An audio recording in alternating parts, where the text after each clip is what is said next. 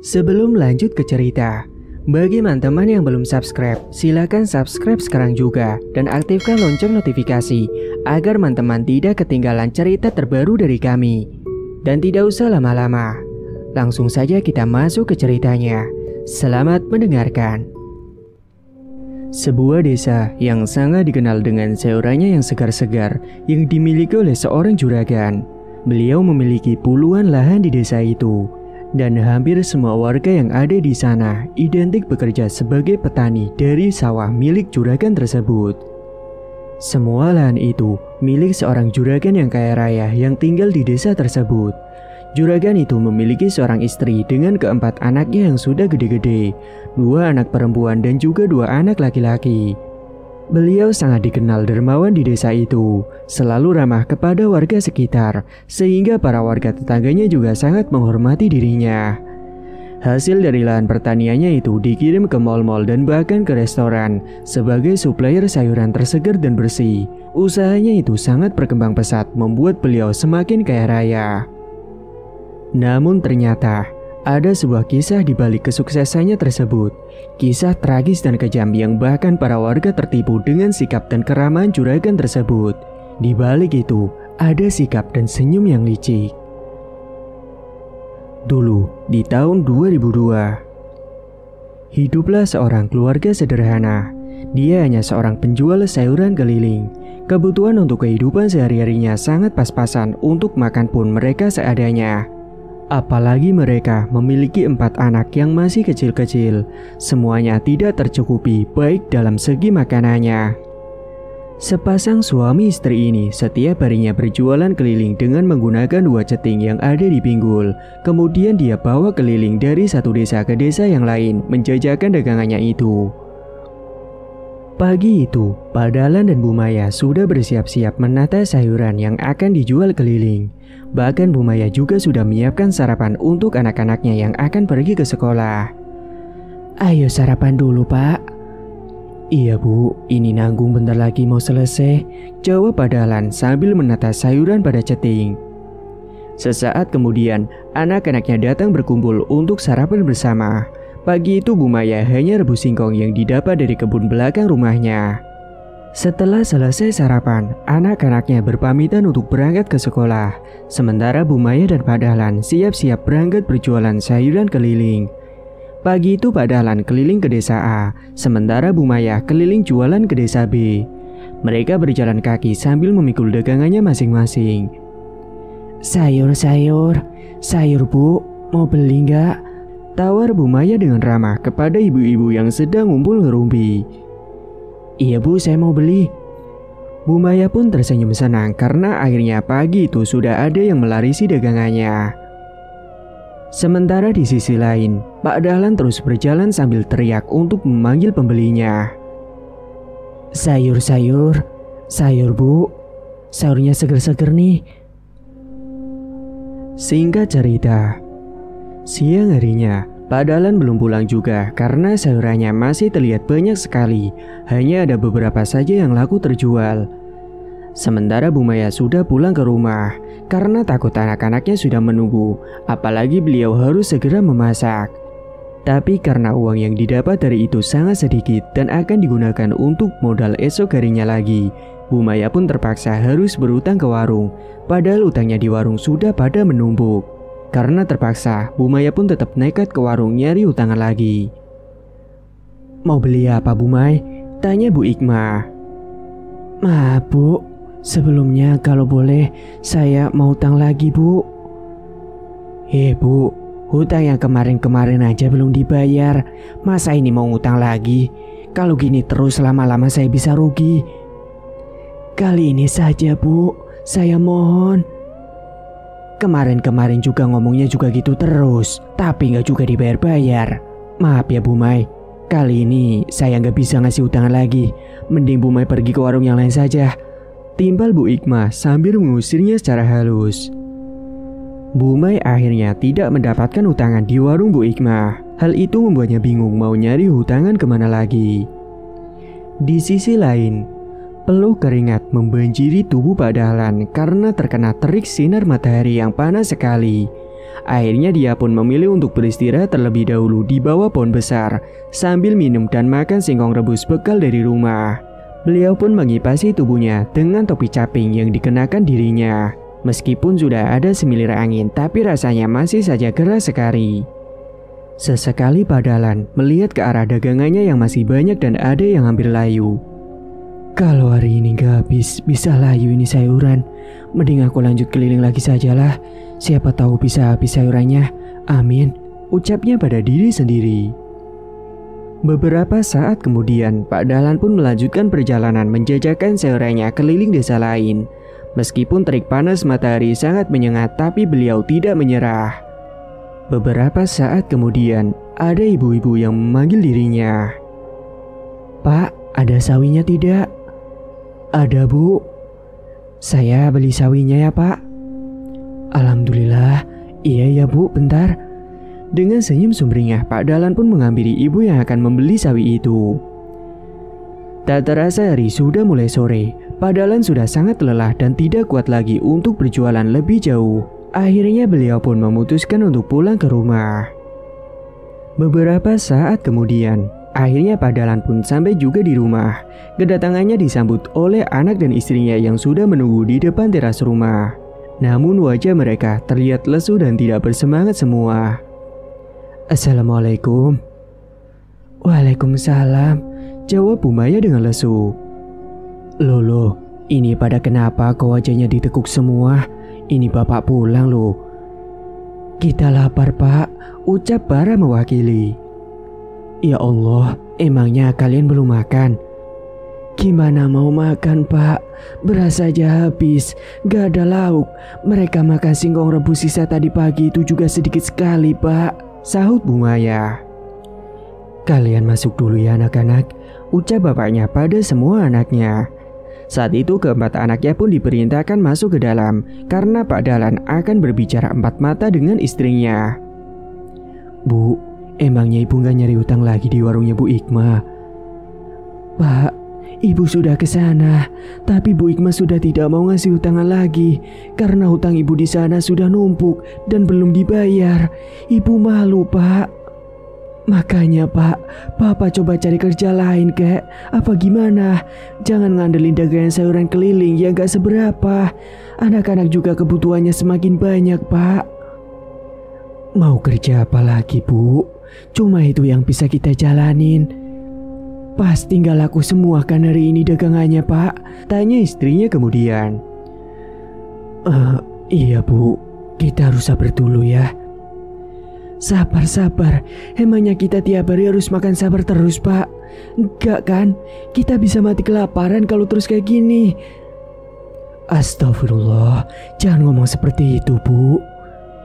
Ini ada uang hasil hari ini Bu, emang gak seberapa, tapi sana ibu belikan beras dan lauk seadanya.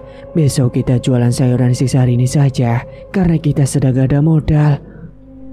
Uang hasil tadi juga ibu simpan Pak, gak ibu pakai, soalnya buat modal selanjutnya, ucap istrinya.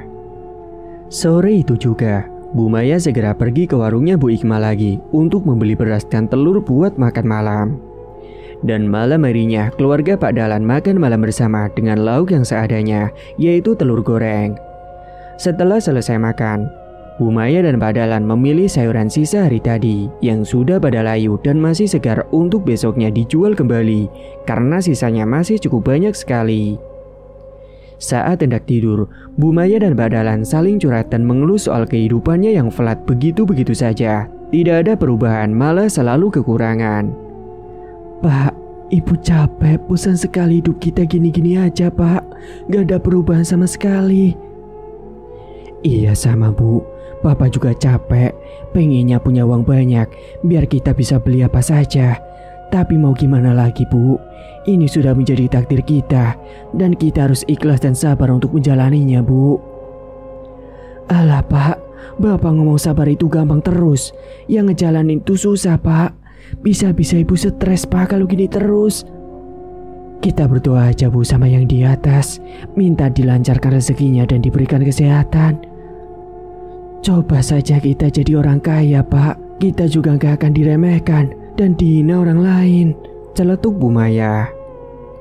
Kita itu tidak perlu urusin omongan orang, Bu. Biarkan aja.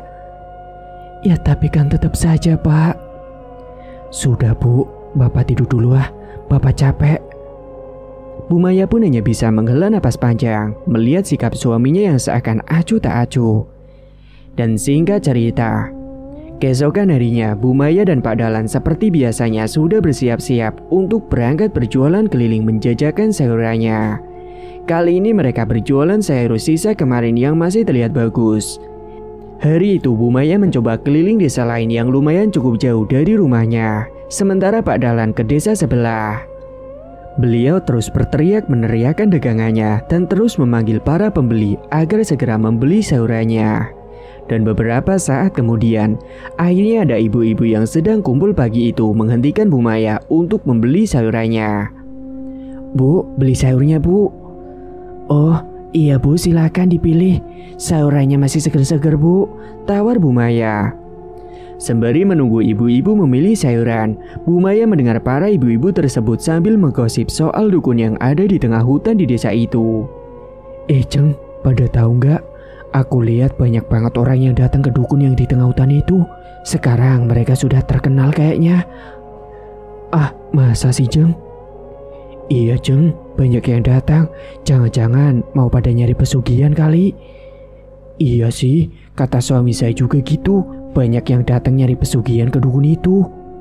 Bu Maya mendengarkan dengan seksama gosip yang dibicarakan oleh ibu-ibu itu sambil milih sayuran. Bu Maya hanya menyimak saja, tidak ikut nimbrung. Ini Bu, sudah berapa semuanya? Totalnya 25.000 saja, Bu. Beberapa saat kemudian Bu Maya pun melanjutkan kembali jualannya ke desa lain untuk menghabiskan dagangannya itu. Namun di sepanjang perjalanan beliau memikirkan apa yang sudah dibicarakan oleh ibu-ibu tadi. Tak terasa hari sudah mulai siang. Bu Maya pun segera pulang karena harus menyiapkan makan untuk anak-anaknya. Untungnya alhamdulillah hari itu semua sayurannya sudah habis semua. Jadi Bu Maya dapat pulang dengan tenang dan senang. Sesampainya di rumah, Bu Maya melihat anak-anaknya baru pulang sekolah. Beliau pun pergi ke warung untuk membeli beras lagi dari uang hasil jualan hari itu yang lumayan cukup banyak. Singkat cerita, malam harinya Bu Maya mencoba ngobrol lagi dengan Pak Dahlan di dalam kamar ketika hendak tidur. Pak, tadi kan ibu keliling ke desa K. Terus ada banyak ibu-ibu yang gosip. Mereka bicarain tentang dukun yang ada di tengah hutan yang ada di desa itu, Pak. Terus kenapa emangnya, Bu? Katanya ya, Pak, banyak orang yang datang ke dukun itu minta pesugihan. Oh, lah udah biarkan saja lah, Bu. Nah itu, Pak, ibu kepikiran. Gimana kalau kita nyari pesugihan di dukun itu aja, Pak? Ibu capek, Pak, miskin terus, bosan. Astagfirullah, Bu, istighfar, Bu, dosa. Alah, gak usah mikirin dosa lah, Pak.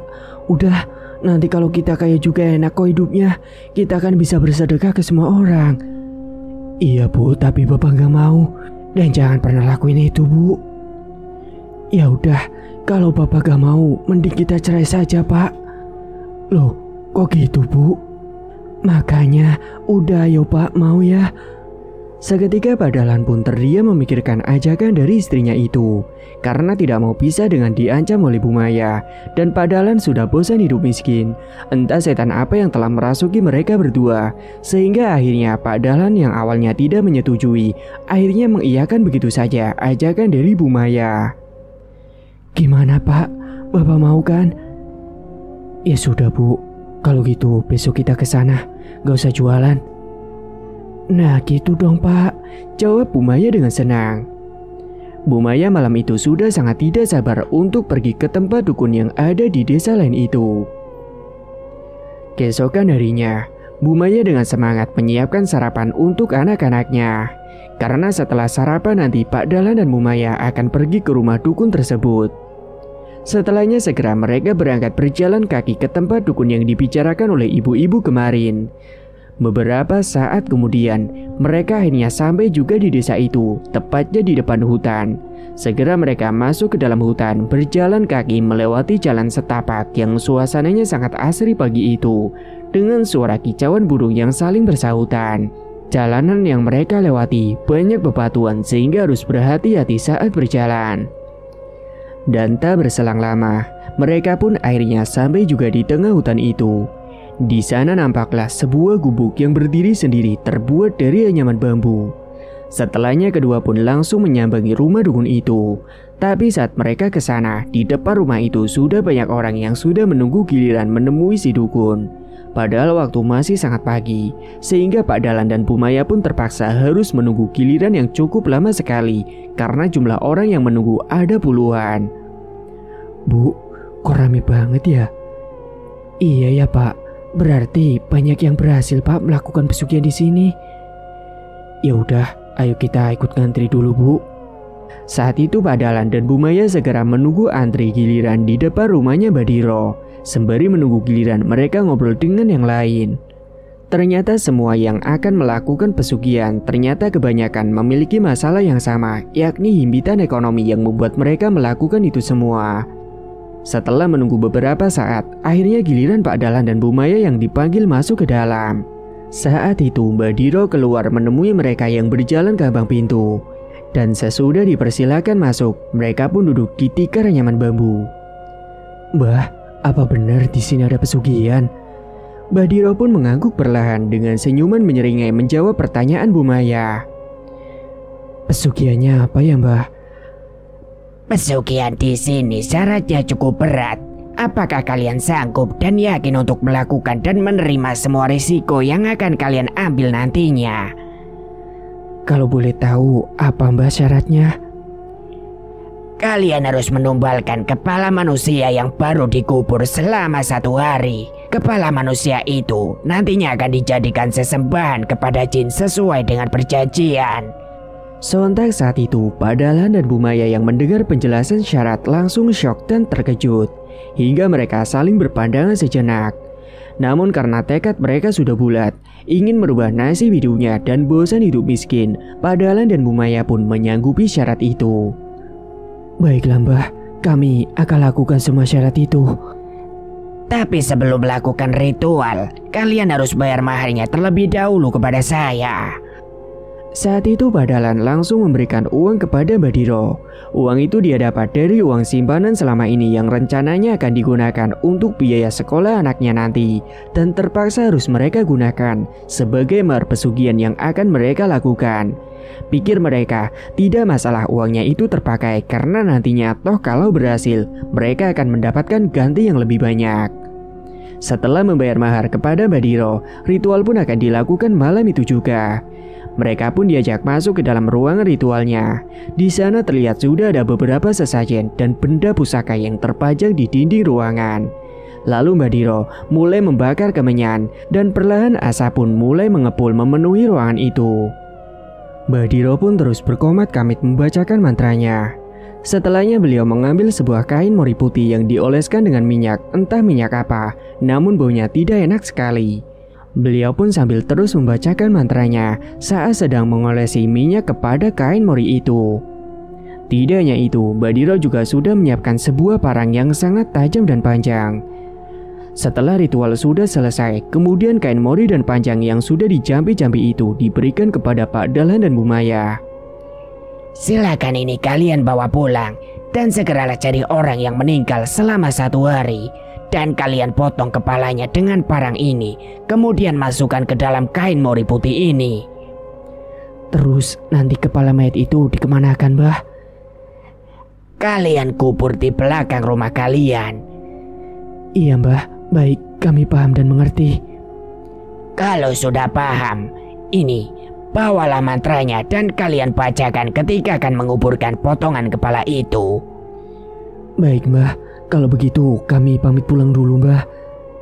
Segera mereka berdua pun pulang melewati jalanan tengah hutan yang sangat gelap sekali.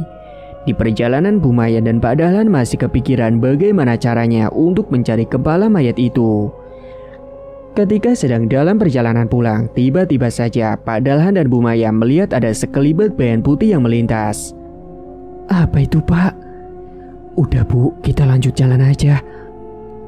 Tolong. Sesaat kemudian mereka mendengar ada suara meminta tolong yang membuat Pak Dahlan dan Bu Maya merinding ketakutan. Bu Maya sampai memegangi tangan Pak Dahlan dengan erat karena takut sekali. Pak, Ibu takut Pak. Sama Bu, udah tapi gak apa-apa, kita lanjut jalan aja. Beberapa saat kemudian akhirnya mereka pun sampai juga di rumah. Sesampainya di rumah, Bu Maya dan Pak Dahlan segera mencuci tangan dan kakinya. Tidak lupa Pak Dahlan menyimpan kain mori dan parang yang diberikan oleh Mbak Diro di dalam ruangan kosong yang ada di dalam rumahnya. Mereka berdua tidak bisa tidur karena masih memikirkan bagaimana caranya nanti untuk mendapatkan syarat pertamanya itu. Pak, kita mau nyari syarat itu di mana? Bapak juga bingung, Bu, nggak tahu. Ketika mereka berdua sedang melamun di dalam kamarnya, tiba-tiba saja mereka seperti mendengar ada suara yang mengetuk tembok. Suara apa itu, Pak? Palingan tikus, Bu.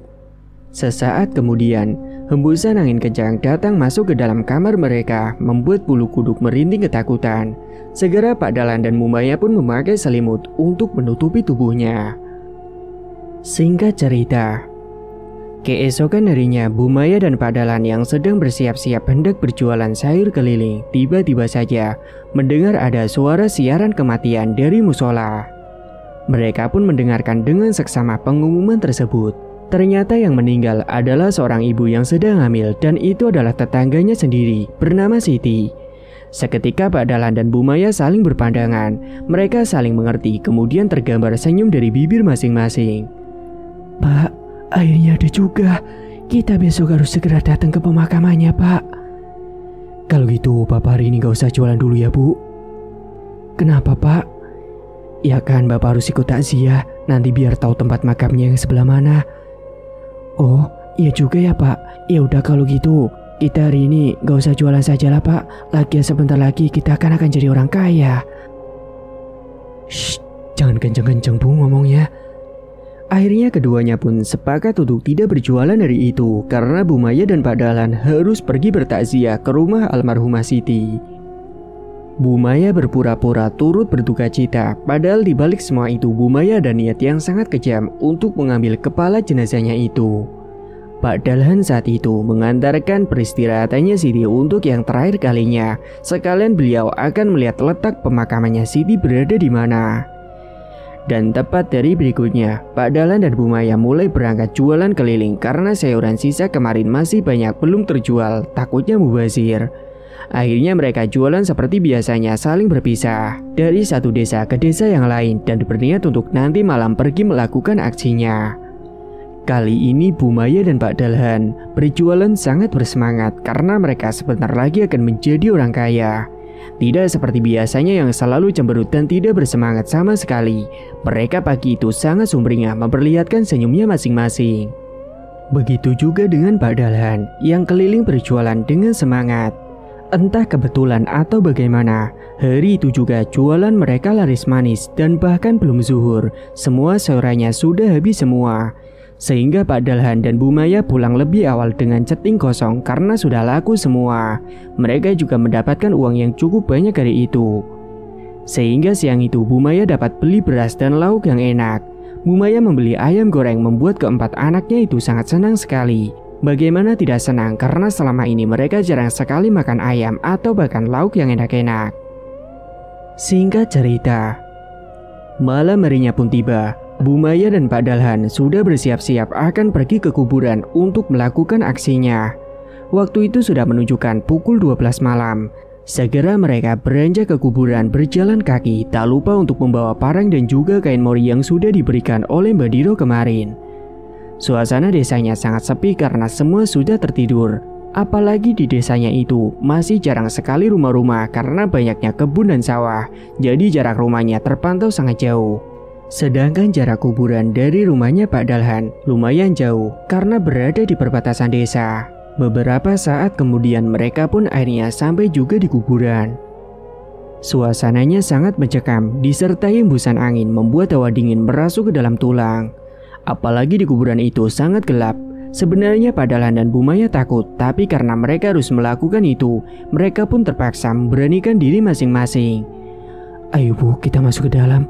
ajak Pak Dahlan yang saat itu mereka sedang berada di depan gerbang kuburan, sedang mencoba melawan rasa takutnya itu.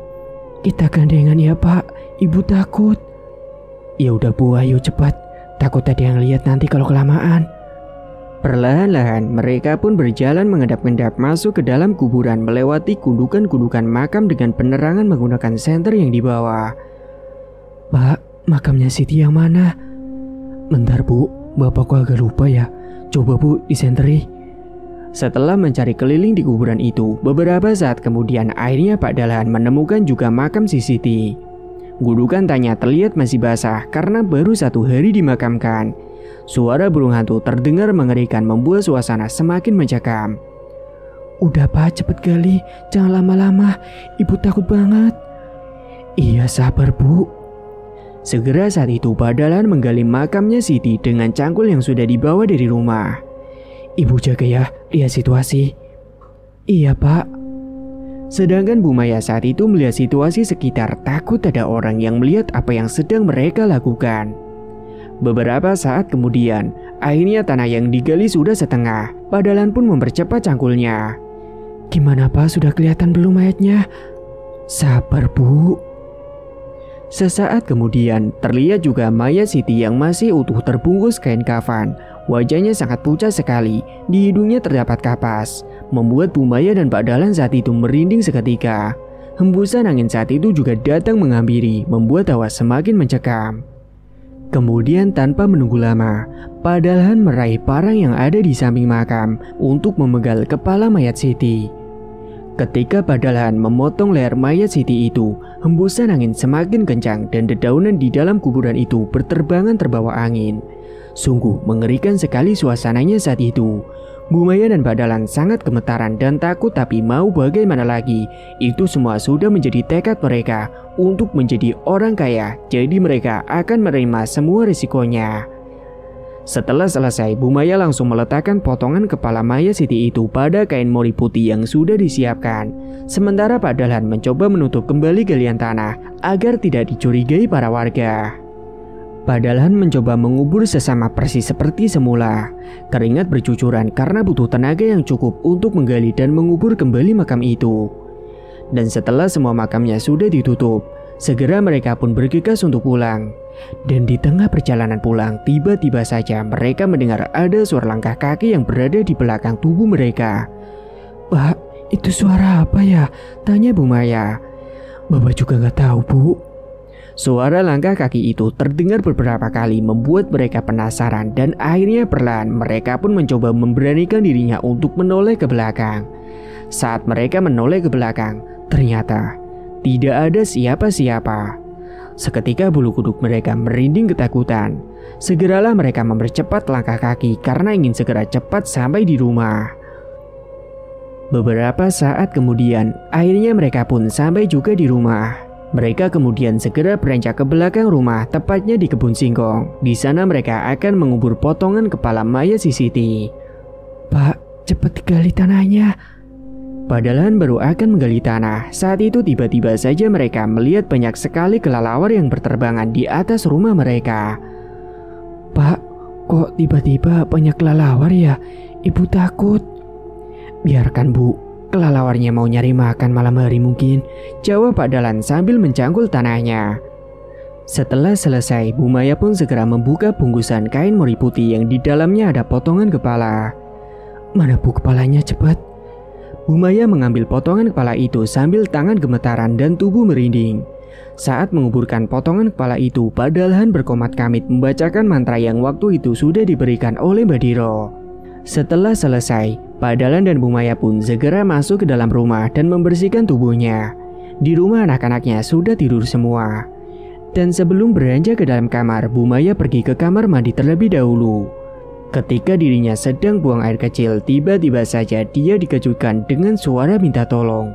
Suara itu seperti suara wanita yang meminta tolong dan terdengar sangat lirih, serta diiringi dengan suara isakan tangis. Sontak Bu Maya pun langsung terperanjat, dan beliau pun segera mempercepat buang air kecil karena merasa ketakutan. Setelahnya Bu Maya langsung lari terbirit-birit menuju ke dalam kamar karena takut.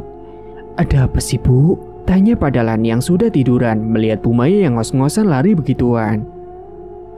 Anu Pak. Anu apa Bu? Anu Pak, ada. Ngomong yang bener Bu, tarik napas dulu biar lebih tenang. Bu Maya pun menarik napasnya dalam-dalam supaya tenang untuk menjawab ucapan suaminya. Setelah sudah tenang, barulah Bu Maya menghampiri Pak Dahlan dan duduk di sampingnya.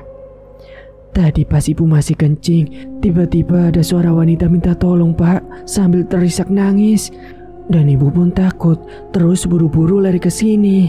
Apa jangan-jangan itu Siti ya Pak? Lunas ibu aja kali, ibu kan banyak pikiran, jadinya kayak gitu.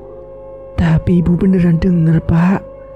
Udahlah, ibu tidur aja, mungkin capek. Tapi Pak, Siti kan meninggalnya pas hamil. Dia meninggal karena sakit. Kan kata orang dulu, kalau ada wanita yang sedang hamil terus meninggal, nanti arwahnya pasti jadi kuntilanak. Nah kita kan tadi udah motong kepalanya. Mungkin dia sedih dan marah Pak, ucap Bu Maya ketakutan. Ibu jangan ngarang deh. Udah tidur aja, gak ada apa-apa kok. Akhirnya Pak Dahlan langsung memejamkan kedua matanya untuk segera tidur. Sementara Bu Maya berbaring di samping Pak Dahlan masih belum bisa tidur karena kepikiran soal itu. Tak lama kemudian, akhirnya Bu Maya pun menyusul tidur dengan sendirinya. Singkat cerita, keesokan paginya, Bu Maya bangun lebih awal untuk menyiapkan sarapan anak-anaknya yang akan berangkat sekolah. Pagi itu Bu Maya masak oseng tempe dan tempe goreng. Sementara anak-anaknya kebiasaan waktu pagi hari selalu berebut kamar mandi. Bu Maya pun hanya bisa menggelengkan kepala melihat anak-anaknya yang sudah kebiasaan berebut kamar mandi itu. Setelah masakannya sudah matang, anak-anaknya pun langsung sarapan bersama. Sementara Pak Dahlan masih tidur pulas karena kecapean semalam gali tanah. Bu, Bapak mana? Tanya Nurul. Bapak belum bangun nak. Tumben banget Bu, timpal Tania. Iya mungkin Bapak sedang kecapean, jawab Bu Maya. Udah dimakan aja cepat, nanti kalian bisa terlambat. Beberapa saat kemudian Pak Dahlan pun akhirnya bangun ketika anak-anak hendak berangkat ke sekolah. Tak lupa keempat anaknya itu berpamitan mencium tangan kepada bapak dan ibunya. Baru bangun tidur, Pak Dahlan sudah langsung sarapan karena sangat lapar. Tenaganya sudah terkuras karena aktivitas tadi malam. Sementara Bu Maya beranjak masuk ke dalam kamar untuk merapikan spray. Saat dia sedang merapikan spraynya, betapa terkejutnya ia. Karena di bawah kasur itu, tak sengaja Bu Maya melihat ada uang yang terjatuh saat kasurnya diangkat. Beliau melihat ada banyak sekali uang berserakan dan bertumbuk di sana. Sontak Bu Maya langsung membelalakan kedua matanya, tidak menyangka melihat uang sebanyak itu. Pak, Bapak. Ada apa sih Bu? Ibu teriak-teriak. Pasti ada kecoa ya, gumamnya sambil mengunyah makanan. Pak, sini cepat. Segera Pak Dahlan pun bangkit beranjak menghampiri Bu Maya yang ada di dalam kamar. Ada apa sih Bu? Bu, kita kaya raya, ucap Pak Dahlan yang baru masuk kamar dan terkejut melihat uang yang berserakan di sana. Iya Pak, akhirnya kita kaya raya. Mereka pun sangat senang sekali sampai Pak Dahlan menciumi uang itu dengan semangat. Sementara Bu Maya membuat uang itu sebagai kipasnya.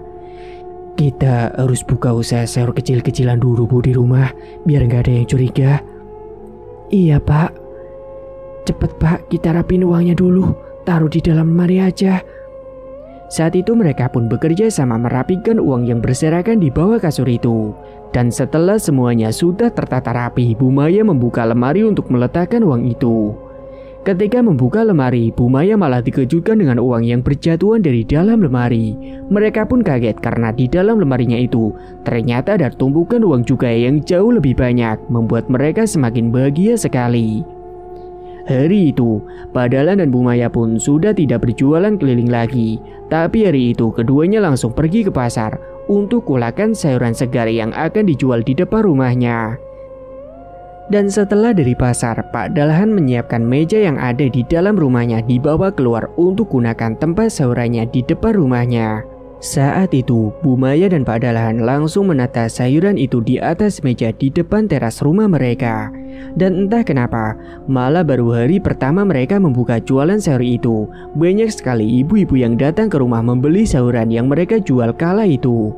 Sehingga semua sayurannya itu langsung habis semua, tidak sampai siang hari. Namun pada malam harinya, mereka selalu mendapatkan gangguan yang membuat bulu kuduk merinding. Waktu itu sekitar pukul 10 malam, Bu Maya dan Pak Dahlan duduk berduaan di depan teras rumah sembari membicarakan usaha ke depannya. Bu, gimana kalau kita buat warung sayur saja di depan rumah atau enggak toko? Ya nanti sajalah Pak, nunggu beberapa bulan, kan baru 1 hari, takut tetangga pada curiga. Iya sih Bu, benar. Nanti sih Bapak pengennya kita beli lahan Bu, buat nanam sayuran, biar gak usah belanja di pasar, biar kita punya sayuran yang segar karena nanam sendiri. Ide bagus itu Pak, tapi kita juga harus belajar nanam sayuran kalau gitu. Iya pasti Bu, untungnya dulu Bapak selalu nanam sayuran, jadi sedikit-sedikit Bapak masih ingat. Namun ketika mereka sedang asik ngobrol, tiba-tiba mereka dikejutkan dengan suara teriakan minta tolong. Pak, ini suara yang Ibu dengar kemarin malam. Ah, masa sih Bu? Bapak jadi merinding. Tuh kan apa Ibu bilang, Ibu gak halusinasi kan? Iya Bu. Sesaat kemudian mereka mencium bau busuk seperti bau bangkai tikus yang menyeruak masuk ke dalam hidung, disertai dengan hembusan angin kencang membuat bulu kuduk mereka merinding ketakutan. Namun sesaat kemudian akhirnya suara itu perlahan menghilang dengan sendirinya. Mereka pun melanjutkan kembali pembicaraannya yang tadi sempat terhenti. Pak, nanti kita harus ngasih tumbal berapa kali ya? Setahun sekali Bu. Hah? Teriak Lukman, anak terakhir mereka. Tiba-tiba saja Bu Maya dan Pak Dahlan dikejutkan dengan teriakan Lukman, anaknya dari dalam rumah. Itu Lukman kenapa Pak? Ayo kita lihat Pak. Segera mereka berdua pun masuk ke dalam kamar Lukman. Dan mereka mendapati Lukman tengah terduduk sambil menekuk kedua kakinya dan menenggelamkan kepalanya sambil menangis. Nak, kamu kenapa? Bu Maya langsung memeluk tubuh mungil Lukman untuk menenangkannya. Lukman pun menenggelamkan kepala di pundak Bu Maya karena ketakutan. Kamu kenapa nak? Cerita. Itu Bu, ucap Lukman sambil menunjuk jari ke arah pojok kamarnya. Ada apa? Gak ada apa-apa kok. Ada mbak-mbak rambut panjang serem Bu. Saat itu Lukman terbangun karena mimpi buruk dan setelah bangun dia dikejutkan dengan sosok kuntilanak dengan wajah yang menyeramkan sehingga membuat dirinya berteriak sangat kencang. Udah gak ada kok nak, ucap Bu Maya menenangkan. Perlahan-lahan Lukman pun mencoba melihat ke pojok kamar tersebut, tapi saat dia lihat ternyata sosok itu masih ada di sana. Wajahnya pucat penuh dengan darah dan kedua matanya melotot dengan rambut yang panjang acak-acakan. Sosok itu menatap tajam ke arah Lukman sehingga membuatnya ketakutan. Namun karena lelah, akhirnya Lukman pun tertidur pulas dengan sendirinya di pundak Bu Maya. Singkat cerita, keesokan harinya Bu Maya berniat akan pergi ke warungnya Bu Ikma akan membayar semua hutang yang menumpuk di warung. Pak, Ibu pergi dulu ya. Mau kemana Bu? Ini mau ke warungnya Bu Ikma Pak, mau bayar hutang. Segera Bu Maya beranjak pergi ke warungnya Bu Ikma pagi itu juga. Dia berpapasan dengan tetangganya saat sedang berjalan. Bu Maya mau kemana? Ini Bu, mau ke warungnya Bu Ikma. Oh tumben kejualan Bu. Jualan kok Bu, sekarang saya jualannya di rumah. Saya kok baru tahu Bu, emangnya sejak kapan jualan di rumah? Baru kemarin sih Bu. Emangnya kenapa kok nggak keliling lagi Bu? Kan malah peluang larisnya kan banyak kalau keliling. Iya Bu, aku sama suami sudah gak kuat jualan keliling jauh-jauh, jawabnya beralasan. Setelahnya Bu Maya melanjutkan perjalanannya menuju ke warungnya Bu Ikma.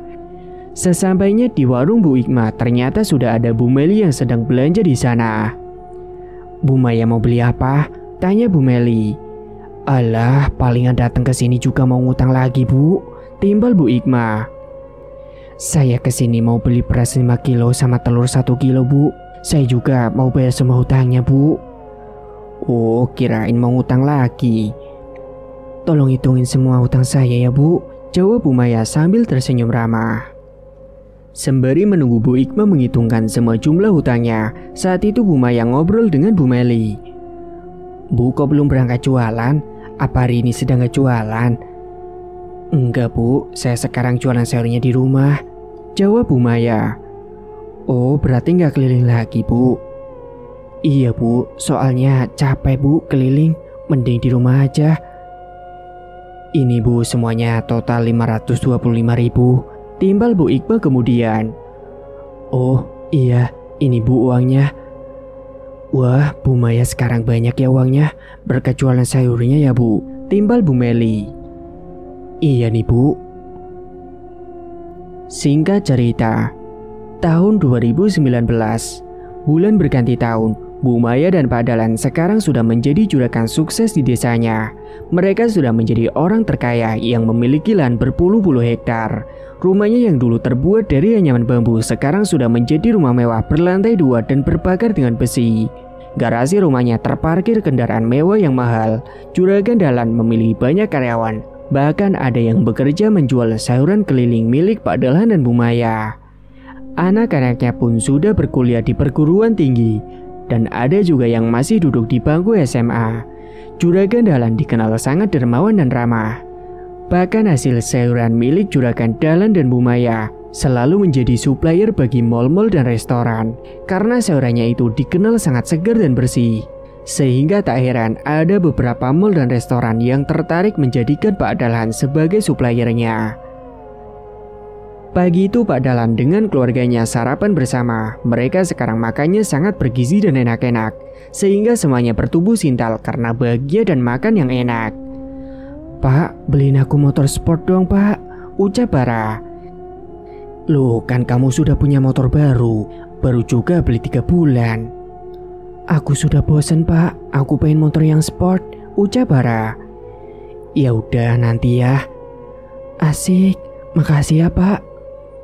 Bahkan semua keinginan anak-anaknya selalu Pak Dahlan dan Bu Maya penuhi. Karena dulu mereka jarang bahkan hampir tidak pernah bisa mengabulkan keinginan anak-anaknya.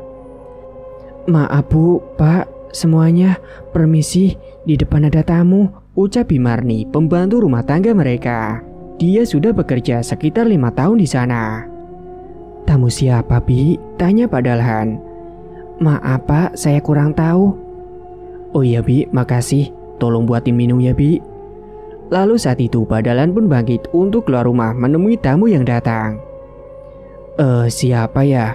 Tanya Pak Dahlan. Maaf Pak, perkenalkan, saya Pak Andi, pemilik restoran di Kota P. Saya ingin bekerja sama dengan Bapak. Oh iya, silakan masuk dulu Pak, ucap Pak Dahlan mempersilahkan. Lalu Pak Andi pun masuk ke dalam dan duduk di ruang tamu. Pak Andi tahu tentang Juragan Dahlan dari teman-temannya yang juga pengusaha restoran. Bapak kok tahu saya dari mana? Oh iya Pak, saya nanya-nanya sama teman saya, katanya juga suplai sayur dari Bapak. Emangnya siapa teman Bapak? Roni Pak, jelas Pak Andi. Oh Pak Roni.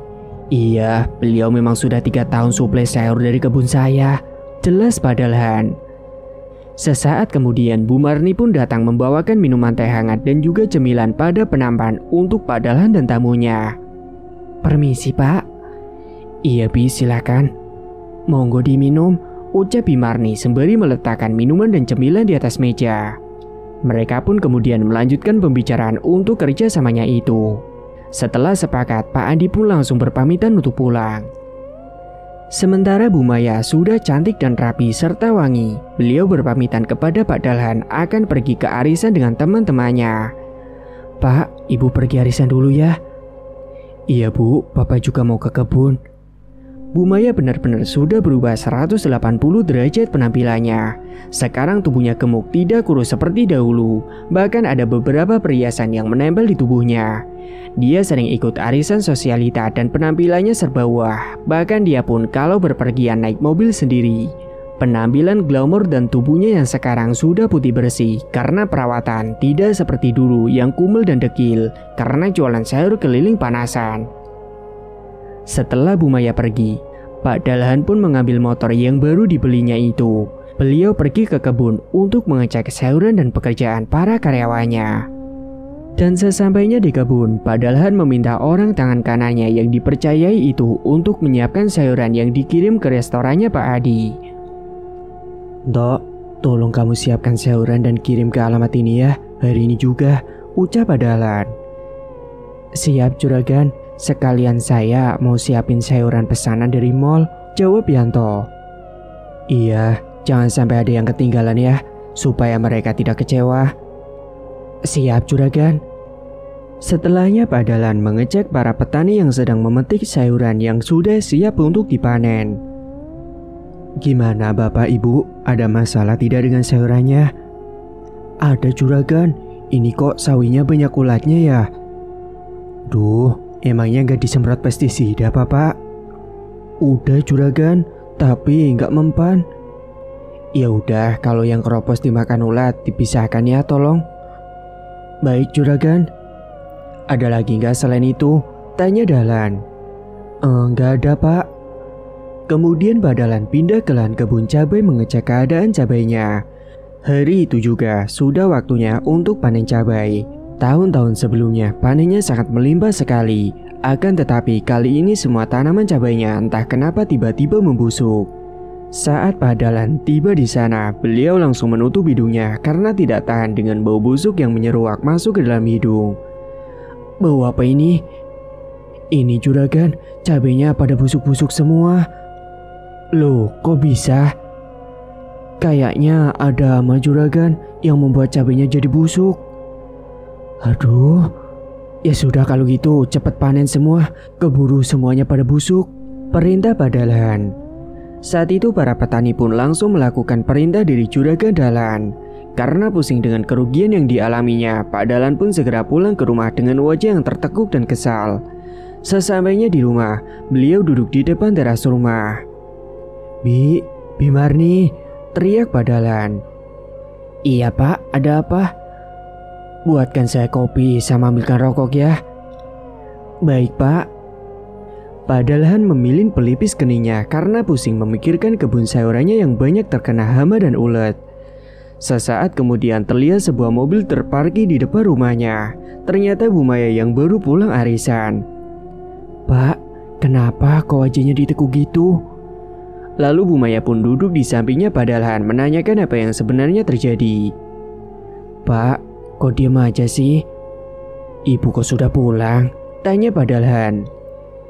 Iya Pak, arisannya ditunda minggu depan soalnya. Bapak jawab dulu, kenapa wajahnya ditekuk gitu? Ada masalah? Cecar Bu Maya. Iya Bu. Masalah apa Pak? Kita tahun ini rugi Bu. Sayur sawi pada keropos dimakan ulat, terus cabai semuanya pada membusuk kena hama. Tapi sayuran yang lainnya tidak apa-apa kan Pak? Tanya Bu Maya. Iya Bu, untungnya yang lain tidak kenapa-napa. Sesaat kemudian, Bi Marni datang membawakan secangkir kopi pesanannya. Silakan Pak. Setelah Bi Marni masuk ke dalam, Bu Maya baru ingat kalau mereka harus mencari tumbal untuk tahun ini. Mungkin karena lupa belum memberikan tumbal sehingga dampaknya terjadi pada kebun mereka. Pak, kita kan belum memberikan tumbal tahun ini. Mungkin itu yang membuat kebun kita diserang hama Pak. Oh, iya juga ya Bu. Tapi siapa ya Pak? Belum ada yang meninggal soalnya. Iya Bu, nanti coba kita tunggu sajalah dulu. Keluarga mereka sudah bertahun-tahun selalu memberikan tumbal setiap setahun sekali, yaitu memotong kepala mayat orang yang baru meninggal 1 hari. Dan mungkin karena hal itu juga, selama ini mereka selalu mendapatkan teror. Tapi mungkin karena sudah terbiasa, jadi mereka tidak memperdulikan hal itu. Singkat cerita, malam harinya, Bi Marni yang sedang mencuci baju di belakang rumah, tepatnya di sumur belakang. Karena mumpung masih semangat, akhirnya Bi Marni mencuci baju malam hari. Sumur yang ada di rumah belakang juragan itu sudah sejak dulu dan sengaja tidak dihilangkan. Hembusan angin malam kala itu membuat hawa dingin merasuk ke dalam tubuhnya Bu Marni, membuat bulu kuduknya merinding semua. Bimarni yang sudah nyanyi lagu zaman dulu sambil melakukan pekerjaannya itu. Malam itu tiba-tiba saja beliau dikejutkan dengan seorang wanita yang menyahut nyanyiannya. Sontak Bimarni pun terdiam dan mendengarkan dengan seksama suara nyanyian itu. Tapi ketika beliau diam, suara itu pun ikut diam menghilang. Tadi siapa yang nirun aku nyanyi ya? Sesaat kemudian Bimarni dikejutkan dengan suara wanita yang tertawa mengigik. Sontak Bimarni pun terperanjat dan mengedarkan pandangannya. Betapa terkejutnya Bimarni ketika melihat ada sosok kuntilanak yang sedang duduk nangkring di atas pohon yang ada di belakang rumah Juragan Dahlan. Sosok kuntilanak itu berambut panjang acak-acakan, menggunakan pakaian putih lusuh. Seketika sosok itu menoleh ke arahnya Bimarni dengan tatapan tajam dan melotot yang wajahnya hancur penuh dengan darah.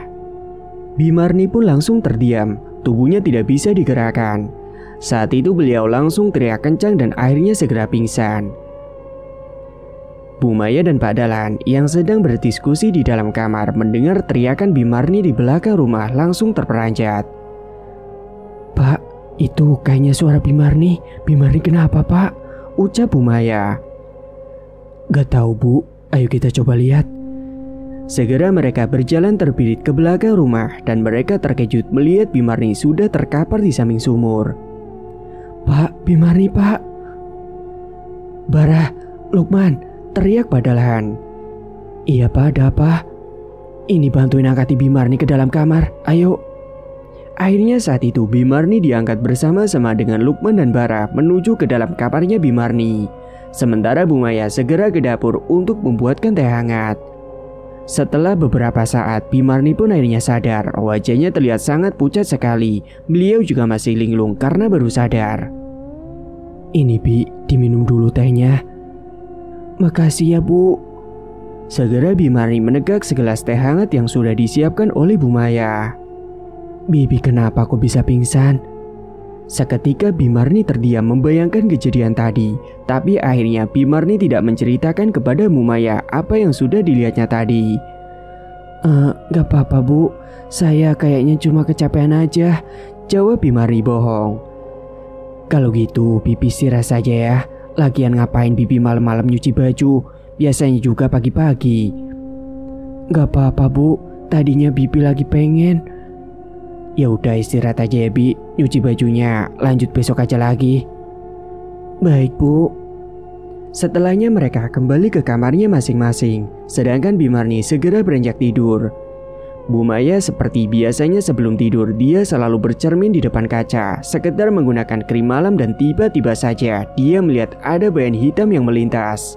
Sontak dia pun langsung terperanjat dan refleks menoleh ke belakang, membuat Pak Dahlan bertanya kepada Bu Maya. Ada apa Bu? Tadi Ibu lihat kayak ada bayangan hitam Pak. Masa sih Bu? Perasaan Ibu aja kali.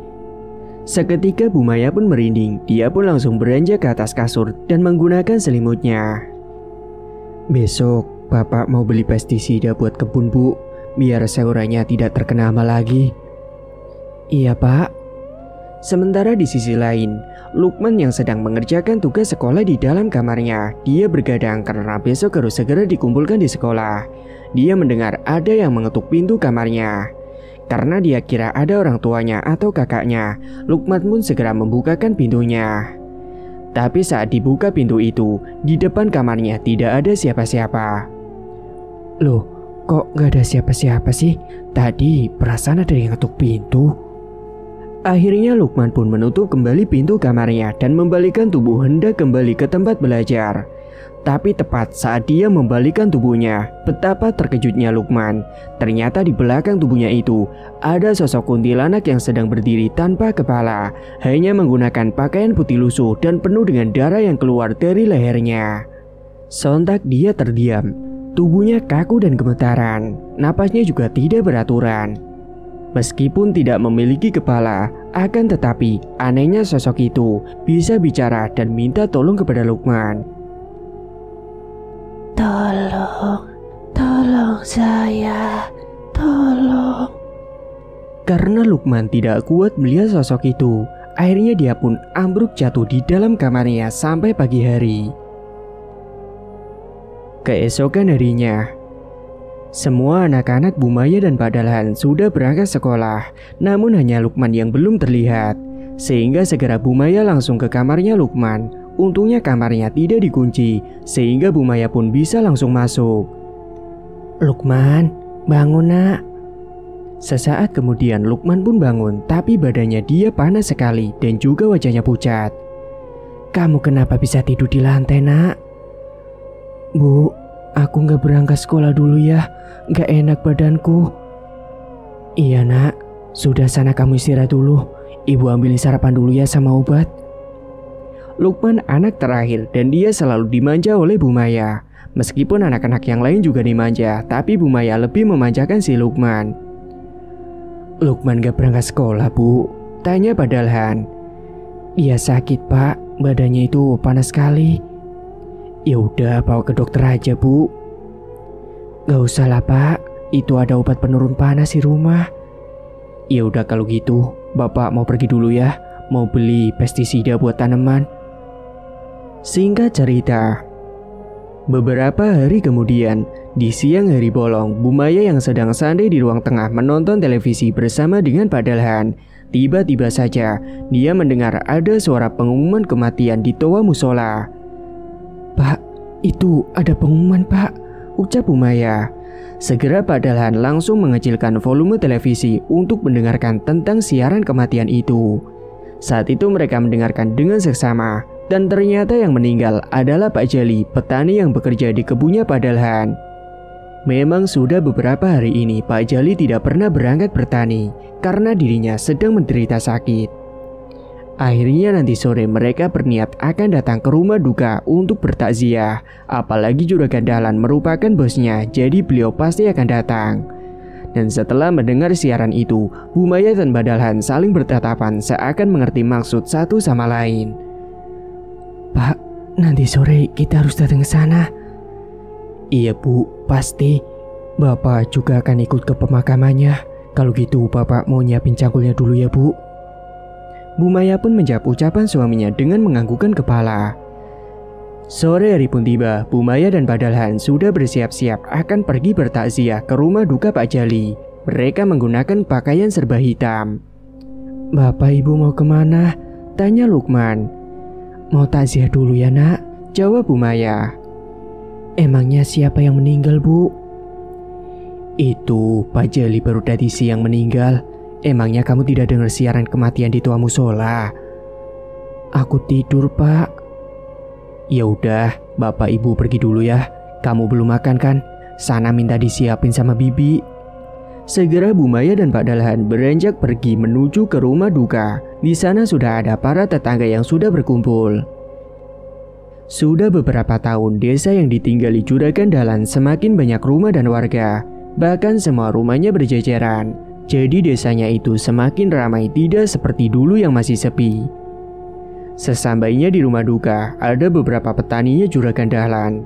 Beberapa saat kemudian akhirnya jenazah akan segera dimakamkan.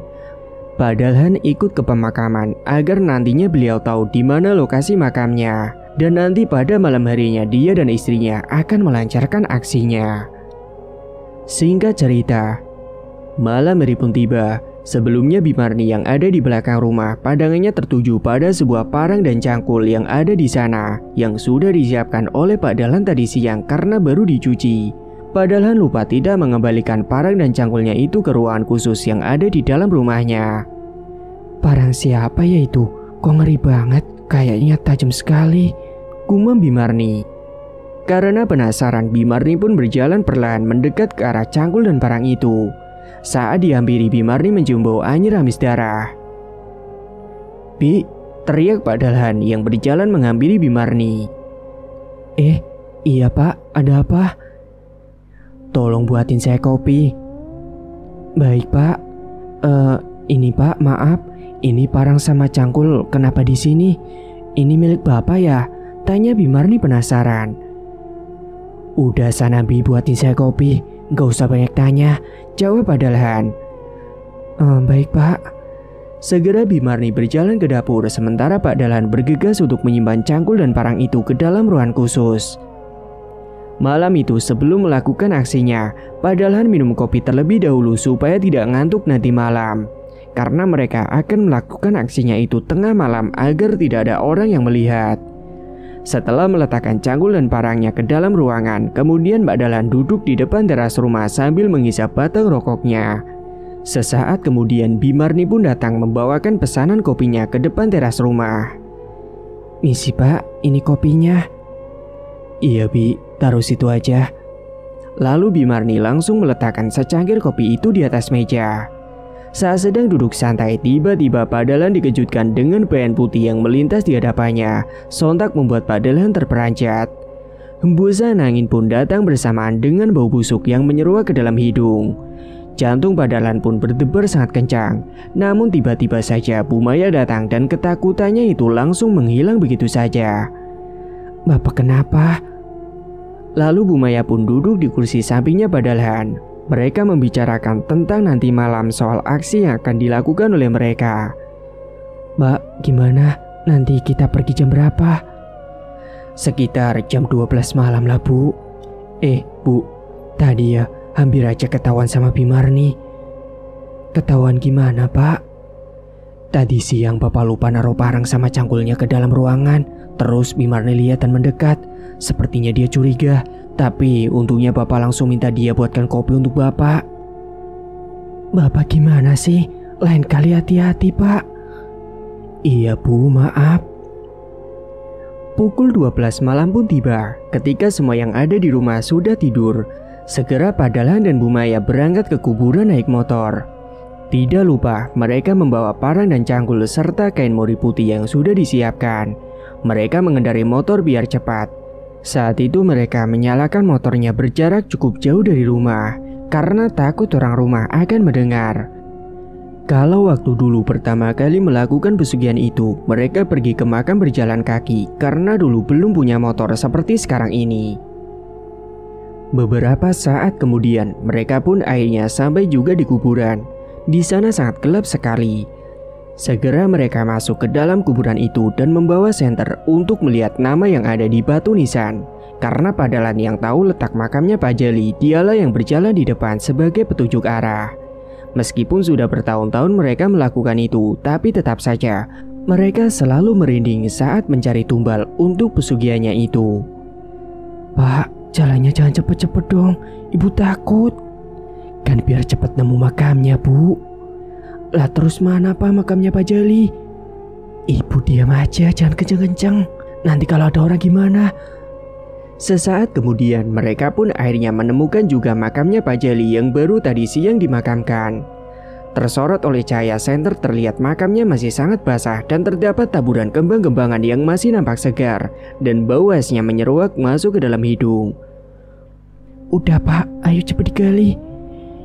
Iya Bu, bentar. Seperti biasa ya, Ibu jaga-jaga dulu di sana. Segera Pak Dahlan saat itu menggali makam itu dengan cangkul yang sudah dibawanya. Angin kencang berhembusan membuat hawa dingin malam itu merasuk ke dalam tulang. Bu Maya dan Pak Dahlan pun merinding ketakutan. Terdengar juga suara burung hantu yang sangat menyeramkan, serta kelelawar yang berterbangan di atas mereka, mengelilingi kuburan itu. Beberapa saat kemudian, akhirnya tanah makam Pak Jali sudah digali dan terlihat jasadnya terbungkus kain mori putih yang masih baru. Segera Pak Dahlan mengambil parang untuk memotong kepalanya. Sungguh mereka kejam dan tega dengan apa yang mereka lakukan. Bahkan karena sudah terbiasa, mereka tidak merasakan jijik sekali ataupun takut. Seakan apa yang sudah dilakukan mereka itu adalah hal biasa. Setelahnya potongan kepala Pak Jali itu segera dibungkus oleh Bu Maya dengan kain mori putih yang sudah disiapkan. Bu Maya yang sedang sibuk membungkus potongan kepala ke dalam kain mori, sedangkan Pak Dahlan kembali menutup makam itu dengan tanah seperti semula lagi. Ketika semuanya sudah selesai, mereka pun bergegas untuk pulang ke rumah sebelum ada yang melihat mereka berdua. Di perjalanan pulang, mereka mencium bau busuk yang sangat menyeruak ke dalam hidung mereka. Baunya itu seperti bau bangkai tikus yang membusuk. Pak, bau apa ini? Aku nggak tahu, Bu. Sekelibat Pak Dahlan melihat ke kaca spion dan betapa terkejutnya beliau ketika melihat ada sosok kuntilanak tanpa kepala mengikuti mereka. Bu, Itu Bu, ada kuntilanak. Saat itu Bu Maya langsung menoleh ke belakang untuk melihat sosok kuntilanak itu, dan betapa terkejutnya beliau saat melihat sosok kuntilanak tanpa kepala dengan darah yang bercucuran di lehernya mengejar mereka. Tolong saya. Tolong kembalikan kepala saya. Bu Maya pun menenggelamkan kepalanya ke pundak Badalhan, dan segera Badalhan mempercepat laju motornya berharap cepat sampai di rumah. Mereka merinding, keringat dingin pun membasahi tubuh keduanya. Untungnya sosok kuntilanak tanpa kepala itu akhirnya menghilang dengan sendirinya, dan beberapa saat kemudian mereka pun akhirnya sampai juga di rumah. Segera mereka berjalan ke belakang rumah untuk menguburkan potongan kepala Pak Jali. Sebelumnya Bu Maya mengecek orang rumah terlebih dahulu, memastikan mereka sudah tidur semua dan tidak ada yang terbangun. Udah ayo Pak, cepet digali. Badalhan menggali tanah yang belum pernah digali untuk mengubur potongan kepala yang baru. Setelah tanah itu sudah digali, potongan kepala yang ada di dalam bungkusan kain putih itu pun langsung dimasukkan ke dalam galian tanah itu, sembari dibacakan mantra oleh Badalhan. Sementara di sisi lain, Bimarni tiba-tiba terbangun karena kebelet buang air kecil. Dia pun bangkit dan segera beranjak pergi ke kamar mandi. Saat itu Bimarni tak sengaja berpapasan dengan Bu Maya yang dari kamar mandi, sementara Badalhan sudah berada di dalam kamar lebih dulu. Loh, Bi, sudah bangun? Tanya Bu Maya terkejut. Iya Bu, saya mau buang air kecil. Ibu ngapain? Kok kelihatannya masih segar belum tidur? Tanya Bimarni balik. Bi, habis buang air kecil juga, jawab Bu Maya gugup. Segera Bu Maya berjalan terbirit masuk ke dalam kamarnya. Sementara Bimarni merasa ada yang aneh dengan gelagat nyonyanya itu, karena Bu Maya menjawab pertanyaan dari Bimarni dengan gelagapan. Kamar mandi pembantu dengan majikan memang berbeda. Bimarni ke kamar mandi yang ada di belakang dekat dengan sumur, sementara keluarganya Juragan Dahlan berada di dalam. Setelah selesai buang air kecil, Bimarni tiba-tiba mencium bau mayat yang sangat anyir dan membuatnya merinding. Tiba-tiba saja terdengar ada seperti benda jatuh di belakang rumah. Dan karena penasaran, Bimarni pun akhirnya menghampiri ke belakang rumah. Bimarni mencium bau busuk yang menyeruak. Baunya anyir sekali, seperti ada bau bangkai tikus. Namun karena merinding dan takut mengingat kejadian kemarin, akhirnya Bimarni pun buru-buru untuk masuk ke dalam rumah. Singkat cerita, keluarganya almarhum Pak Jali esok paginya baru ingat kalau tali pocongnya jenazah Pak Jali belum dilepas. Akhirnya para keluarganya pun datang ke kuburan untuk menggali lagi makamnya Pak Jali. Beberapa keluarganya datang untuk menyaksikan itu. Keluarganya juga membawa tukang gali kubur untuk menggalikan makamnya Pak Jali. Beberapa saat kemudian setelah makamnya itu sudah digali, terkejutlah mereka melihat kalau mayat Pak Jali tidak ada kepalanya. Sontak semua berucap istighfar karena kejadian itu. Padahal baru kemarin dia dimakamkan, tapi kepala mayatnya Pak Jali sudah tidak ada. Bu JH, istrinya almarhum Pak Jali, langsung ambruk pingsan karena melihat suaminya tidak berkepala. Semuanya panik dan menggotong tubuh Bu JH di pos yang ada di depan kuburan. Hidungnya diberikan minyak kayu putih yang sebelumnya dibeli di warung terdekat. "Mbak, bangun Mbak," ucap adiknya Bu JH. Beberapa saat kemudian akhirnya Bu JH pun sadar dari pingsannya. Dia terlihat sangat lemas, wajahnya pun sangat pucat sekali. Kemudian dia berteriak dan menangis, tidak menyangka bahwa almarhum suaminya akan mengalami kejadian seperti itu. Lalu anaknya pun memberikan air mineral yang sudah dibelikan tadi, sekalian beli minyak kayu putih. "Bu, ini minum dulu biar lebih tenang." Beberapa warga yang lewat saat itu kemudian berdatangan karena melihat Bu JH pingsan di kuburan. Akhirnya semua geger tentang penemuan mayat Pak Jali yang tanpa kepala. Akhirnya mau tidak mau, makam itu pun langsung ditutup kembali dengan tanah, meskipun tanpa kepala. Setelahnya Bu JH dan keluarganya langsung melapor ke pihak RT, bahkan ke perangkat desa tentang mayat yang tanpa kepala itu. Namun semua menyerah untuk menyelidiki hal tersebut. Sementara Juragan Dahlan dan Bu Maya pura-pura tidak tahu dan tidak mau ikut campur soal hal itu. Siang harinya, para petani yang sedang istirahat di gubuk makan siang, mereka membicarakan soal penemuan mayat Pak Jali yang tanpa kepala. Padahal yang sedang ke kebun mendengar semua obrolan para petaninya itu. Ada apa ini? Kok kelihatannya asik banget ngobrolnya? Tanya Padalhan. Itu loh Pak, tadi katanya mayat Pak Jali ditemuin sudah tidak ada kepalanya di dalam kubur. Loh kok bisa Pak? Ucap Padalhan pura-pura tidak tahu.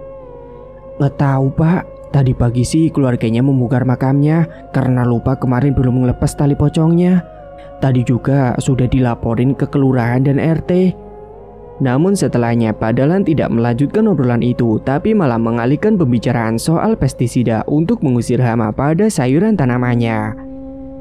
Gimana bapak-bapak, sudah disemprot pestisida semua kan sayurannya? Sudah Pak Juragan.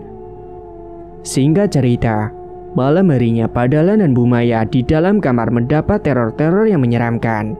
Mereka mendengar ada suara wanita yang meminta tolong dengan suara yang lirih dan disertai dengan isak tangisan. Pak, Ibu takut Pak. Iya Bu, Bapak juga takut. Kok jadi semuanya neror kita ya Bu? Tiba-tiba terdengar ada suara yang mengetuk pintu kamar mereka beberapa kali. Kejadian itu tepat pada pukul 10 malam. Saat itu Padalhan pun bangkit untuk membukakan pintunya. Dan betapa terkejutnya ia ketika membuka pintu itu sudah ada sosok pocong dengan wajah hitam dan penuh dengan darah. Baunya sangat busuk sekali. Padalhan pun akhirnya pingsan karena di depan pintu kamarnya ada sosok pocong yang mengagetkannya. Tiba-tiba ada juga sosok kuntilanak tanpa kepala yang jumlahnya tidak hanya satu. Bu Maya langsung menghampiri Padalhan yang sudah pingsan di ambang pintu. Segera Bu Maya meminta tolong berteriak manggil anak-anaknya yang ada di dalam kamar. Lukman, Farah, Tania, Nurul, Imarni, tolong. Dan beberapa saat kemudian mereka pun datang ke dalam kamar. Semua langsung menggotong tubuh Padalhan ke atas kasur. Bapak kenapa Bu? Tanya Nurul. Gak tahu, tadi tiba-tiba pingsan nak. Sesaat kemudian akhirnya Padalhan pun tersadar. Beliau sangat lemas dan wajahnya pucat sekali. Segera Bimarni memberikan teh hangat yang sudah dibuatkan tadi. Tengah malam Bu Maya dan Padalhan yang sudah tidur pulas, tiba-tiba saja beliau bermimpi buruk dan mimpi itu terjadi sama. Bu Maya berada di dalam kuburan yang sangat gelap dan sunyi sekali. Terlihat banyak sekali kepulan asap di dalam kuburan itu. Sesaat kemudian tiba-tiba ada beberapa sosok menyeramkan. Sosok itu ternyata sosok-sosok yang sudah dipotong kepalanya oleh Bu Maya dan Padalhan. Yang tak lain adalah tumbal pesugihan dari mereka. Tolong saya, kembalikan kepala saya. Pak, Ibu takut Pak. Sama Bu. Sosok-sosok itu berjalan menghampiri Bu Maya dan Padalhan. Sehingga mereka berdua berjalan mundur dan akhirnya ambruk jatuh karena tersandung oleh gundukan tanah makam. Dan saat itu mereka segera langsung terperanjat untuk bangun. Mereka terbangun dengan napas yang tidak beraturan. Keringat pun membasahi baju yang dikenakannya. Ibu kenapa? Mimpi buruk Pak. Sama berarti Bu. Jangan-jangan mimpi kita sama Pak. Lalu mereka pun ngobrol tentang mimpinya masing-masing. Dan ternyata memang mimpi mereka itu sama. Singkat cerita, keesokan harinya terdengar ada siaran kematian lagi. Kali ini yang meninggal adalah Bu Ratih, istri dari Pak Teguh. Rumahnya tidak terlalu jauh dari rumah Juragan Dahlan dan Bu Maya karena mereka memang bertetanggaan. Saat itu keluarganya Padalhan sedang sarapan bersama di ruang makan dan terkejut mendengar berita kematian itu. Siapa itu yang meninggal? Tanya Bara. Mereka pun sejenak langsung menghentikan makannya karena mendengarkan seksama berita itu. Loh, Bu Ratih yang meninggal? Emangnya dia sakit apa ya Bu? Ucap Padalhan. Ibu juga nggak tahu Pak. Nanti kita takziah ya Bu. Dan sekitar pukul 9 pagi, Padalhan dan Bu Maya pun pergi ke rumah duka untuk bertakziah. Bu Maya menanyakan apa yang membuat Bu Ratih meninggal karena selama ini beliau terlihat baik-baik saja. Maaf Bu, Bu Ratih meninggalnya kenapa ya Bu? Tanya Bu Maya penasaran. Katanya sih terkena serangan jantung Bu, jawab ibu-ibu yang melayat di sana. Akhirnya setelah mendengar jawaban dari tetangganya itu, Bu Maya pun sudah tidak penasaran lagi. Padahal suaminya, Pak Teguh, baru saja meninggal 3 tahun yang lalu. Dan sebelum Pak Teguh meninggal, beliau memiliki wasiat untuk istrinya dan juga keluarganya bahwa jika nanti Bu Rati meninggal, dia harus dimakamkan satu makam dengan Pak Teguh. Jadi saat Bu Rati akan dimakamkan, makam Pak Teguh terlebih dahulu untuk digali. Kemudian nantinya jenazah Bu Rati akan disatukan dengan jasad milik Pak Teguh yang sudah terkubur selama 3 tahun yang lalu. Setelah sudah dimandikan dan dikafani dan juga disolatkan, segera jenazah Bu Rati pun dibawa ke pemakaman. Beberapa saat kemudian sesampainya di makam, semuanya menunggu tukang gali kubur untuk menggali makamnya Pak Teguh.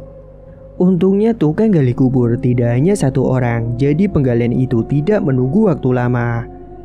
Setelah semua tanahnya sudah digali, betapa terkejutnya semua petakziah yang datang melayat. Ternyata jenazahnya Pak Teguh itu sudah menjadi tengkorak. Dan yang lebih mengejutkannya lagi, jasad Pak Teguh tidak ada tengkorak kepalanya. Gegerlah semua warga karena melihat jasad itu tidak berkepala, membuat semua merinding dengan apa yang sudah dilihat para warga saat itu. Astagfirullahaladzim, ucap semua yang melihat isi makam itu. Mau tidak mau mayatnya Bu Rati pun harus segera dimakamkan. Untuk masalah jasad Pak Teguh yang terpotong kepalanya, nanti akan dilakukan penyelidikan. Sementara Pak Dalhan bersikap biasa-biasa saja, pura-pura tidak tahu kalau sebenarnya beliaulah yang sudah memotong kepala itu, karena Bu Maya tidak ikut ke pemakamannya Bu Rati. Setelah semuanya sudah selesai dimakamkan, Pak Dalhan segera pulang untuk menceritakan semuanya kepada Bu Maya. Saat itu Bu Maya sedang duduk di ruang tengah sambil menonton televisi. Bu, apa sih Pak? Ada apa? Bu, tadi kan Bu Rati dimakamkan satu makam dengan suaminya. Terus pas makamnya dibuka, di dalamnya jasad Pak Teguh, kepalanya sudah tidak ada. Warga jadi geger semua karena hal itu. Terus Bapak gimana? Ya Bapak pura-pura tidak tahu aja lah Bu. Untunglah Pak kalau gitu. Malam harinya Bimarni yang sedang duduk di belakang rumahnya sambil istirahat minum teh hangat dan makan singkong rebus. Memang saat capek kerja, Bimarni selalu duduk mendiri di belakang rumah yang ada bangku yang terbuat dari kayu di sana. Tiba-tiba saja Bimarni dikejutkan dengan hembusan angin yang satu arah saja melewati hadapannya dan ada bayangan putih yang melintas, disertai dengan bau busuk yang menyeruak ke dalam hidungnya. Sontak Bimarni pun merinding ketakutan. Kok merinding ya? Tolong saya. Seketika Bimarni mendengar ada suara orang yang merintih meminta tolong. Namun suaranya lirih tepat di telinga Bimarni membuat beliau semakin ketakutan. Akhirnya Bimarni pun beranjak untuk masuk ke dalam rumah, tapi baru saja beliau membalikkan tubuhnya, dia terkejut saat di belakangnya sudah ada sosok kuntilanak tanpa kepala. Seketika Bimarni langsung terdiam kaku, tidak bisa digerakkan tubuhnya. Beliau pun langsung berteriak kencang. Setelahnya sosok itu akhirnya menghilang juga setelah Bu Maya dan Pak Dalhan datang menghampiri Bimarni ke belakang rumah. Untungnya Bimarni tidak pingsan lagi. Bi, ada apa kok Bibi teriak? Namun saat itu Bimarni hanya bisa terdiam tidak menjawab pertanyaan dari kedua majikannya itu. Sementara di sisi lain, di malam itu Bu Jeha yang sudah tidur pulas, dia bermimpi didatangi suaminya yaitu Pak Jali yang sudah meninggal dunia. Pak Jali datang dan menangis meminta tolong untuk disempurnakan arwahnya karena tidak tenang di sana. Saat itu Pak Jali datang ketika Bu Jeha sedang duduk di ruang tamu di dalam mimpinya. Bu, tolongin Bapak Bu. Bapak? Bu, tolong Bapak. Kembalikan kepala Bapak Bu. Bapak tidak tenang di sana, ucap almarhum Pak Jali sambil menangis. Bu Jeha yang sudah tahu suaminya tanpa kepala di dalam kubur itu, dia pun menangis melihat sosok arwah suaminya itu. Iya Pak, nanti Ibu akan minta tolong sama Ustadz untuk nyempurnain arwah Bapak. Sesaat kemudian arwah almarhum Pak Jali pun menghilang begitu saja dari hadapannya Bu Jeha. Sontak kemudian Bu Jeha pun berteriak dan mengedarkan pandangannya mencari keberadaan sosok suaminya. Keesokan paginya, Bu Jeha langsung pergi ke desa sebelah untuk minta tolong kepada Ustadz Hasan agar menyempurnakan arwah suaminya Bu Jeha. Ustadz Hasan pun mencoba untuk mencari kebenaran isu-isu yang beredar di desa itu. Sementara di sisi lain, keluarganya Juragan Dahlan pagi itu tengah bersiap-siap memasukkan koper ke dalam bagasi mobil. Karena pagi itu, keluarga Juragan Dahlan akan liburan keluar kota beberapa hari sehingga nantinya Bimarni akan tinggal sendirian di rumah. Bi, tolong jaga rumah ya, kita mau pergi berlibur dulu, ucap Bu Maya. Iya Bu, hati-hati di jalan semuanya, selamat berlibur dan bersenang-senang. Beberapa saat kemudian mereka pun segera berangkat, sedangkan Bimarni beranjak ke belakang rumah untuk membersihkan kebun belakang rumah karena terlihat rumputnya sudah tinggi-tinggi. Ketika sedang memotong rumput, tiba-tiba saja Bimarni dikejutkan dengan seseorang yang datang di sana. Dan sosok penampakan orang itu adalah almarhum Pak Jali. Bimarni ini kenal dengan Pak Jali karena Bu Jeha merupakan teman dekatnya Bimarni, jadi mereka sudah biasa ketemu. Dan saat itu Bimarni juga datang ke rumah duka ketika Pak Jali meninggal dunia. Sontak Bimarni pun terkejut karena yang beliau tahu kalau Pak Jali ini sudah meninggal dunia. Tapi saat itu yang menampakkan wujudnya adalah sosok wujud Pak Jali. Tolong saya. Pak Jali? Sebenarnya Bimarni takut, tapi Bimarni penasaran karena sosok Pak Jali tiba-tiba saja seolah menunjuk ke arah tanah dengan telunjuk tangannya. Saat itu Bimarni belum paham apa yang dimaksud dengan almarhum Pak Jali. Di sini, tolong saya. Akhirnya Bimarni pun memberanikan dirinya mendekat ke arah arwah Pak Jali. Namun sebelumnya Bimarni sudah mengambil cangkul terlebih dahulu dan digalilah tanah yang ditunjuk oleh Pak Jali tadi. Saat beliau sedang menggali tanah, seketika sosok Pak Jali sudah tidak terlihat lagi, menghilang begitu saja entah kemana. Dengan sekuat tenaganya Bimarni pun mencoba menggali tanah hingga sampai ke pahanya dan betapa terkejutnya Bimarni setelah melihat di dalam tanah itu ternyata ada beberapa potongan kepala manusia yang sudah menjadi tengkorak. Karena rasa penasarannya yang sangat tinggi, Bimarni pun yakin kalau jumlahnya di sana tidak hanya 1, 2, melainkan banyak sekali. Akhirnya semua tanah yang ada di belakang rumahnya digali semua sampai keringat bercucuran dan napasnya tidak beraturan. Untungnya saat itu di rumah beliau sendirian, jadi bebas tidak begitu memikirkan pekerjaan rumahnya. Bimarni menemukan puluhan potongan kepala manusia yang sudah menjadi tengkorak. Bahkan yang ditemukan terakhir itu potongan kepala mayatnya Pak Jali yang masih utuh berwujudkan kepala karena baru beberapa hari meninggal dunia. Sontak Bimarni pun langsung lemas, tidak bisa berkata apa-apa lagi melihat kepalanya Pak Jali. Beliau merinding, rasanya panas dingin, tapi dalam keadaan lemas itu Bimarni berusaha dengan sekuat tenaga berlari terbirit keluar rumah dan memberitahu kepada semua warga desa atas penemuannya itu. Tolong, ada apa ini Bu? Pak, saya menemukan banyak sekali potongan kepala manusia Pak di belakang rumahnya Juragan Dahlan. Jadi kemungkinan selama ini beliaulah yang telah mengambil kepala para mayat di kuburan. Ada juga potongan kepalanya Pak Jali di sana. Kok Bimarni tahu? Tadi saya ditampakkan sosok Pak Jali. Kemudian arwah Pak Jali menunjukkan sesuatu kepada saya. Semua warga langsung kumpul dan geger di depan rumahnya Pak RT. Bu Jeha dan Ustadz Hasan yang melihat ramai-ramai pun akhirnya datang menghampiri karena penasaran.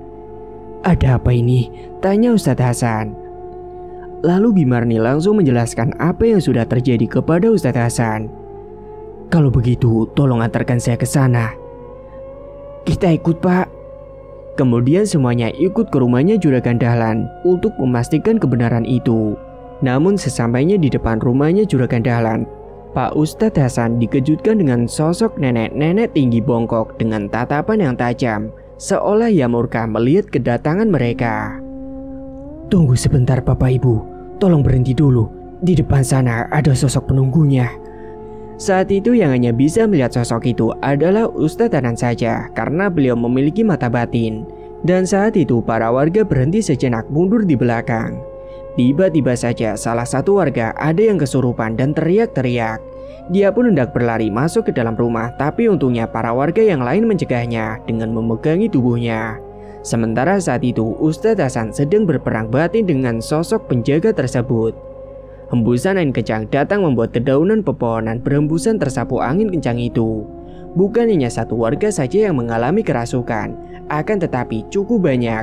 Sampai warga yang lain kebingungan karena Ustadz Hasan sedang berperang dengan sosok penunggu di sana. Beberapa saat kemudian, akhirnya Ustadz Hasan pun berhasil mengalahkan sosok itu. Dan setelahnya sosok itu pergi menghilang entah kemana. Dan Ustadz Hasan pun langsung membantu para warga yang mengalami kerasukan itu dengan didoakan ayat kursi Al-Quran. Suara teriakan para warga yang kerasukan membuat suasana semakin mengerikan. Dan setelah beberapa saat kemudian, akhirnya semua warga yang mengalami kesurupan akhirnya tersadar juga. Kemudian Ustadz Hasan langsung ke belakang rumahnya Juragan Dahlan. Dan sesampainya di belakang rumah, semua warga termasuk Pak Hasan melihat banyak sekali potongan kepala manusia yang sudah menjadi tengkorak. Semuanya langsung terkejut dan mengucapkan istighfar. Apalagi ketika mereka melihat potongan kepala milik Pak Jali yang masih baru. Bu Jeha istrinya yang melihat itu pun langsung ambruk pingsan lagi. Lalu Bu Jeha pun dibawa ke ruang tamu dan digotong beberapa warga dan setelahnya diolesi minyak kayu putih yang diberikan oleh Bimarni. Untungnya di rumah tidak ada siapa-siapa, hanya ada Bimarni saja.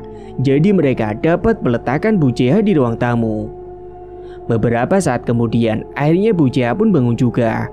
Wajahnya sangat pucat dan tubuhnya sangat lemas, bahkan masih terlihat linglung karena belum sepenuhnya tersadar. Bimarni, bisa tolong buatkan teh hangat? Ucap ibu-ibu tetangganya. Oh, iya Bu, boleh. Bentar saya buatkan teh hangat dulu di dapur. Segera Bimarni pun pergi ke dapur untuk membuatkan teh hangat. Sesaat kemudian beliau kembali dan memberikan teh hangat kepada Bu Jeha. Bu, ini silakan diminum dulu biar lebih tenang. Perlahan-lahan Bu Jeha pun meminum teh yang sudah dibuatkan oleh Bimarni. Sementara di sisi lain, Pak Ustadz Hasan dan bapak-bapak yang lain sedang berada di belakang rumah. Semuanya segera mengumpulkan tengkorak kepala itu untuk nantinya akan disempurnakan dan akan dikubur menjadi satu kecuali kepalanya Pak Jali yang dikembalikan ke dalam makamnya Pak Jali. Karena wajahnya saat itu masih dikenali, kalau yang lain sudah tidak bisa. Siang itu pun semuanya pergi membawa tengkorak itu ke kuburan dan menggali tanah untuk mengubur semua tengkorak kepala itu secara bersamaan. Setelah sudah digali, langsung semua tengkorak kepala itu dimasukkan ke dalam galian tanah dan semua warga di sana berdoa bersama dengan dipimpin oleh Pak Ustadz Hasan. Akhirnya semua sudah selesai dan terungkap semuanya kalau selama ini Juragan Dahlan yang dulunya miskin tidak punya apa-apa dan karena sudah melakukan perbuatan yang menyekutukan Allah yaitu dengan melakukan pesugihan dan dia pun menjadi kaya raya secara instan. Sementara siang itu, di sisi lain keluarganya Juragan Dahlan sedang di perjalanan untuk berlibur. Tiba-tiba saja pandangannya Pak Dahlan tidak fokus karena saat itu Pak Dahlan dikejutkan dengan sosok wanita tinggi besar, nenek-nenek bongkok menghadang mobil mereka di depan jalannya dengan tatapan yang murka dan marah. Sehingga saat itu Pak Dahlan yang refleks dihadang oleh sosok itu langsung membanting setir dan remnya blong karena ulah sosok itu hingga melewati pembatas jalan sampai akhirnya terperosok ke dalam jurang.